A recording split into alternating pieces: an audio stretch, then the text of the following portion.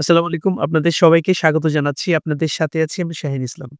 আজকে আমরা একটা খুবই গুরুত্বপূর্ণ টপিক নিয়ে কথা বলব। সেটা হচ্ছে appropriate preposition। এটা শেখার একটা দুর্দান্ত টেকনিক নিয়ে কথা বলব। এই টেকনিকের নাম দিয়েছি আমরা synonym মেথড। এটা হচ্ছে প্রিপোজিশন শেখার একটা স্মার্ট মেথড। আমরা এটা নিয়ে আজকে কথা বলব। শোনেন, ১ম এ হচ্ছে আমরা from সংক্রান্ত প্রিপোজিশন গুলো শেখার synonym মেথড নিয়ে কথা বলব। শোনেন, deviate, digress, depart, divert, diverge, veer, swerve, stray এই সবগুলা কিন্তু সিনোনিম। এদের পরে একটা প্রিপোজিশন বসে সেটার নাম হচ্ছে from আর সবগুলার মানে হচ্ছে কি বলেন? বিচ্যুত হওয়া। আমরা বলছিলাম সিনোনিম মেথড খেয়াল করেন তো। এই সবগুলার হচ্ছে সিনোনিম। সবগুলার মানে হচ্ছে বিচ্যুত হওয়া। আর এই সবগুলার পরে কি বসে বলেন? from বসে।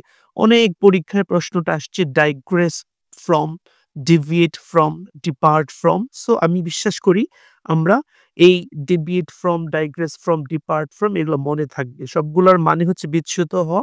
সবগুলার পরে কোন প্রিপোজিশন বসে? from. পরে খেয়াল করেন refrain, restrain, abstain, abstain, absent, devour, deter, desist, dissuade, ban, prohibit, discourage, hinder, seize এই সবগুলার মানে কিন্তু সেম। সবগুলার পরে একটা প্রিপোজিশন বসে সেটা হচ্ছে from আর সবগুলা মানে হচ্ছে বিরত রাখা অথবা কি বলছি বিরত থাকা। তার মানে হচ্ছে refrain from তারপরে কি বলছি বলেন restrain from, abstain from, absent from, devour from. Okay? So আমরা বলছিলাম এই বিরত থাকা অর্থে এই সবগুলো ওয়ার্ডের পরে কোন প্রিপোজিশন বসে? from বসে। পরে যদি যাই, এখানে আরো কয়েকটা শব্দ আছে exempt, escape, spared, release, free এই সবগুলার পরে কোন প্রিপোজিশন বসে? from বসে। আর সবগুলার মানে হচ্ছে মুক্ত হওয়া বা অব্যাহতি পাওয়া। আমরা বলছিলাম exempt from, escape from, spared from, release from, free from. পরে যদি বলি protect, preserve, prevent, defend, save এই সবগুলার পরে কি বসবে? from বসবে। সবগুলার মানে হচ্ছে রক্ষা করা। সবগুলার মানে কি? রক্ষা করা। তার মানে protect from, preserve from, prevent from ওকে? সবগুলার পরে from বসে সবগুলার মানে হচ্ছে রক্ষা করা।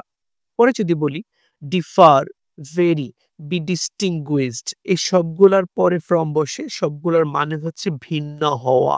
তার মানে differ from, vary from, be distinguished from. পরে যদি যাই from সংক্রান্ত অন্যান্য প্রিপোজিশন গুলো একটু আমরা বলতে চাই। শোনেন, সাফারের পরে from বসে। সাফার from মানে রোগে ভোগা। আর সাফারের অ্যান্টোনিম হচ্ছে রিকভার। রিকভারের পরেও কি বসে? from বসে। রিকভার from মানে কি? রোগমুক্ত হওয়া।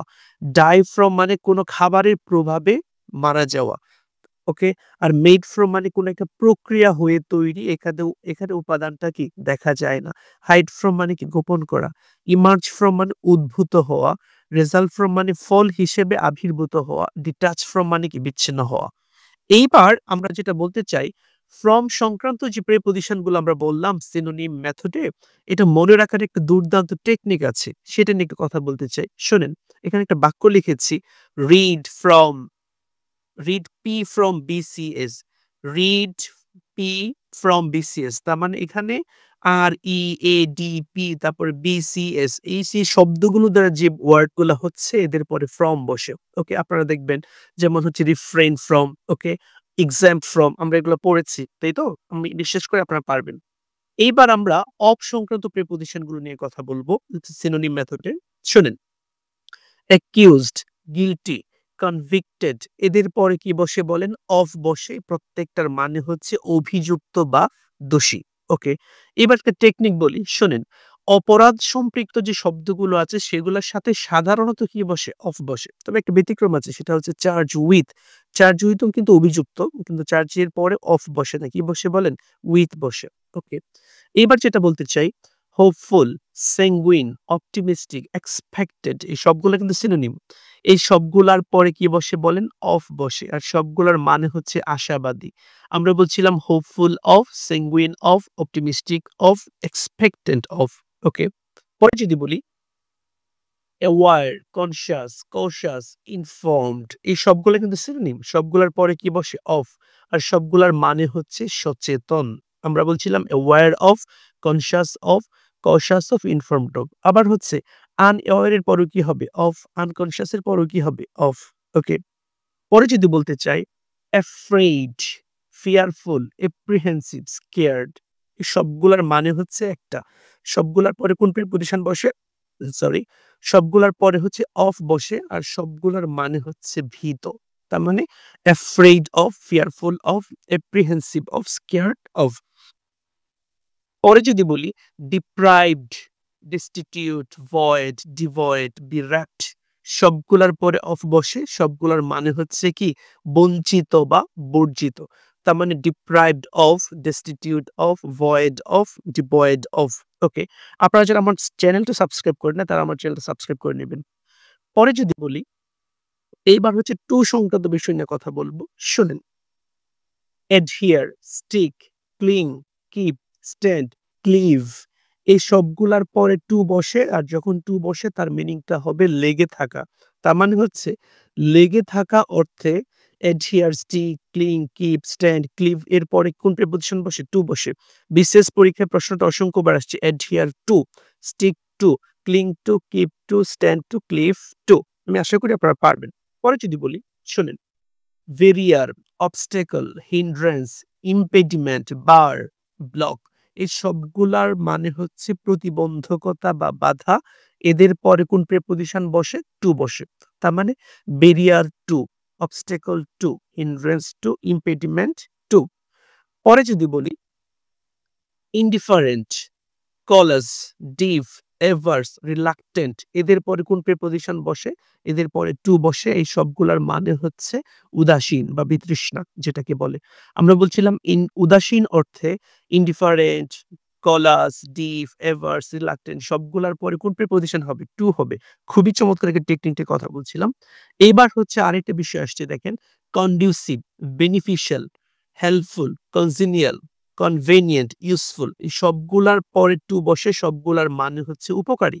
তার মানে উপকারী অর্থে যে ওয়ার্ড গুলো আছে এগুলোর সিনোনিম গুলার পরে সাধারণত কি বসে? টু বসে। সবসময় কিন্তু হবে না, ব্যতিক্রম আছে কিন্তু। Conducive to, beneficial to, helpful to, congenial to, convenient to, useful to. পরে যদি বলি শোনেন, harmful, detrimental, pernicious, deleterious, destructive, inimical, injurious, baleful, এই সবগুলার পরে টু বসে আর সবগুলার মানে হচ্ছে ক্ষতিকর। তার মানে আমরা বলছিলাম উপকারী রিলেটেড শব্দগুলোর পরে টু বসে আর ক্ষতিকর রিলেটেড শব্দগুলোর পরে কোন প্রেপোজিশন বসে? টু বসে। পরে যদি বলি এবার আমরা এট সংক্রান্ত কতগুলো প্রেপোজিশন শিখব, শুনেন। লাভ, মক, ডিয়ার, স্নিয়ার, ফ্লট, ডিরাইড, এই সবগুলার পরে অফ এট বসে আর সবগুলার মানে হচ্ছে উপহাস করা বা বিদ্রূপ করা।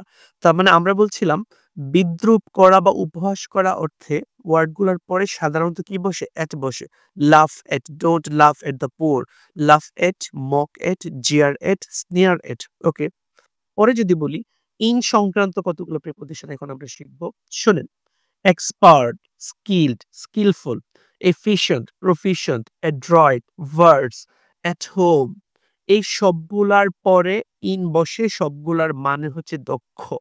তার মানে আমরা বলছিলাম দক্ষ অর্থে যে অ্যাডজেক্টিভ গুলো আছে তারপরে সাধারণত কোন প্রিপজিশন বসে? ইন বসে। আমরা বলছিলাম expert in, skilled in, skillful in, efficient in, সবগুলো মানে কি বলছি? দক্ষ। এবার হচ্ছে আরেকটা বিষয় খেয়াল করেন, লিভ, ডুয়েল, অ্যাভয়েড, রিসাইড, এই সবগুলার পরে ইন বসে, সবগুলার মানে হচ্ছে বাস করা। I live in Mymensingh, I dwell in Mymensingh, I reside in Mymensingh. Okay, তার মানে আমরা বলছিলাম বাস করা অর্থে লিভ, ডুয়েল, অ্যাভয়েড, রিসাইডের পরে কোন প্রিপজিশন বসে? ইন বসে। ওকে, এবার যদি বলি আবার খেয়াল করেন অন সংক্রান্ত প্রিপজিশন গুলো একটু মনে রাখবো, খেয়াল করেন। Depend, rely, hinge, count, lean, bank, act, hang, এদের পরে অন বসে অথবা আপন বসে। এদের মানে হচ্ছে কি বলেন? নির্ভর করা। আমরা বলছিলাম ডিপেন্ড অন অথবা আপন, রিলাই অন অথবা আপন, হিঞ্জ অন অথবা আপন, কাউন্ট অন অথবা আপন। এই কাউন্ট অন অথবা আপন মানে কি? নির্ভর করা। তার মানে আমরা বলছিলাম নির্ভর করা অর্থে কাউন্টের পরে কোন প্রিপজিশন হবে? অন হবে অথবা কি হবে? আপন হবে। পরে যদি বলি আমরা ফর সংক্রান্ত প্রিপজিশন গুলো একটু জানতে চাই, শোনেন। Eligible, fit, suitable, qualified, competent, এদের সবগুলার পরে কি বসে? ফর বসে। এদের মানে হচ্ছে কি? দক্ষ বা উপযুক্ত। দক্ষ বা উপযুক্ত অর্থে eligible for, fit for, suitable for, qualified for, তারপরে কি বলছি বলেন? Competent for. পরে যদি বলি famous, renowned, eminent, celebrated, well known, noted, remarkable, illustrious, এই সবগুলার পরে কি বসে বলেন? ফর বসে। আর সবগুলার মানে হচ্ছে কি বলেন? বিখ্যাত। আমরা বলছিলাম বিখ্যাত অর্থে যে সিনোনিম গুলো আছে সাধারণত তাদের পরে কি বসে বলেন? ফর বসে। এইবার আরেকটা শব্দ, আরেকটা দেখেন, ambition, long, passion, thirst, desire, wish, eager, zest, এদের পরে কোন প্রিপোজিশন বসে? ফর বসে। আর এদের মানে হচ্ছে ইচ্ছে বা আশা। আমি বিশ্বাস করি আজকের এই সংক্ষিপ্ত সেশনের মাধ্যমে অ্যাপ্রোপ্রিয়েট প্রিপোজিশন আমরা অনেকগুলো বিষয় জেনেছি সিনোনিম মেথডের মাধ্যমে। আপনাদের সবার প্রতি রিকোয়েস্ট থাকবে আমার চ্যানেল লাইক, কমেন্ট এবং শেয়ার করার জন্য। অবশ্যই ভালো থাকবেন। ধন্যবাদ সবাইকে। আল্লাহ হাফেজ।